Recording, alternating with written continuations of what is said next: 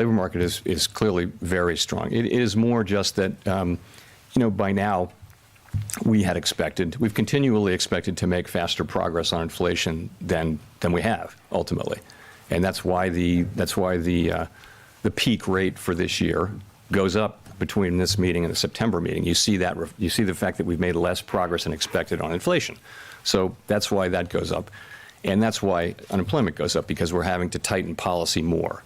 And so it didn't go up by much in the meeting, I don't think, but that's the idea, is slower progress on inflation, tighter policy, probably higher rates, probably held for longer, just to get to where the kind of restriction that you need to get inflation down to 2%.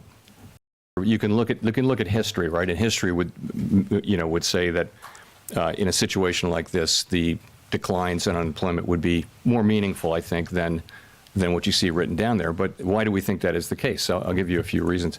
First just is that there's this huge overhang of vacancies, meaning that vacancies can come down a fair amount, and we're hearing from many companies that they don't want to lay people off, so that they'll keep people because it's been so hard. I mean, I think it feels like we have a structural labor shortage out there, where there are 4 million fewer people, a little more than 4 million, who are in the workforce available to work than there's demand for workforce. So the fact that there's a strong labor market, means that companies will hold on to workers, and it means that it may take longer, but it also means that the costs in unemployment may be less.